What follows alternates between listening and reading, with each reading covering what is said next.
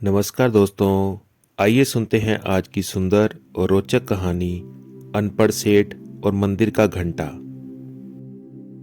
एक मंदिर था, उसमें सभी लोग पगार पर थे।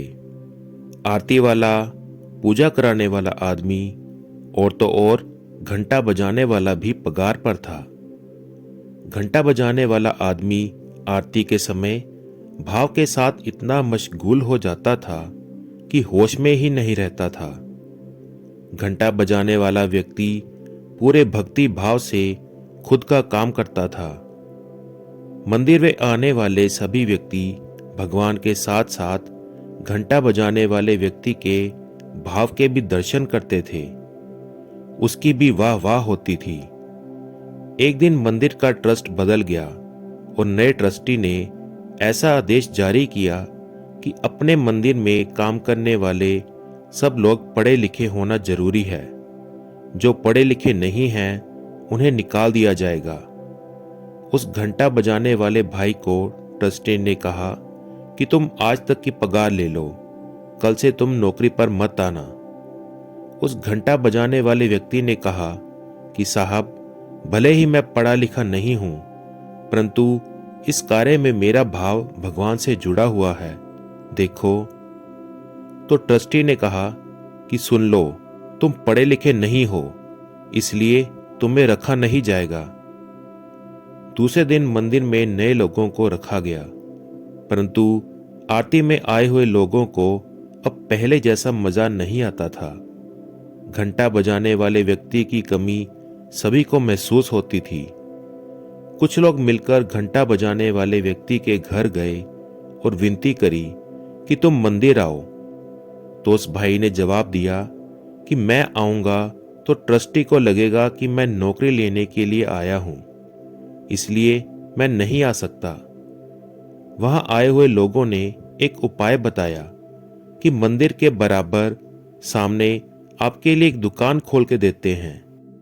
आपको बस वहां बैठना है और आरती के समय घंटा बजाने आ जाना, फिर कोई नहीं कहेगा कि तुमको नौकरी की जरूरत है। उस भाई ने मंदिर के सामने दुकान शुरू की और वो दुकान इतनी चली कि एक दुकान से 7 दुकान और 7 दुकानों से एक फैक्ट्री खोल ली। अब वो आदमी मर्सिडीज से घंटा बजाने आता था। धीरे धीरे समय बीतता गया और ये बात काफी पुरानी सी हो गई। मंदिर का ट्रस्टी फिर बदल गया। नए ट्रस्ट को नया मंदिर बनाने के लिए दान की जरूरत थी। मंदिर के नए ट्रस्टी को विचार आया कि सबसे पहले उस फैक्ट्री के मालिक से बात करके देखते हैं। ट्रस्टी मालिक के पास गया। उसने फैक्ट्री मालिक को बताया कि मंदिर के निर्माण कार्य के लिए 7 लाख का खर्चा है। फैक्ट्री के मालिक ने कोई सवाल किए बिना ही एक खाली चेक ट्रस्टी के हाथ में दे दिया और कहा कि चेक भर लो। ट्रस्टी ने चेक भरकर उस फैक्ट्री मालिक को वापस दिया। फैक्ट्री मालिक ने चेक को देखा और उस ट्रस्टी को दे दिया। ट्रस्टी ने चेक हाथ में लिया और कहा कि सिग्नेचर तो अभी बाकी हैं। तो मालिक ने कहा कि मुझे सिग्नेचर करना नहीं आता है, लाओ अंगूठा मार देता हूं, वही चलेगा। ये सुनकर ट्रस्टी चौंक गया और कहा, साहब, तुमने अनपढ़ होकर भी इतनी तरक्की की, यदि पढ़े लिखे होते तो क्या होते।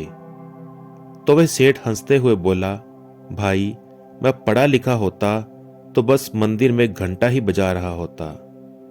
तो दोस्तों, सारांश ये है कि कार्य कोई भी हो या परिस्थितियां कैसी भी हों, तुम्हारी काबिलियत तुम्हारी भावनाओं पर निर्भर करती हैं।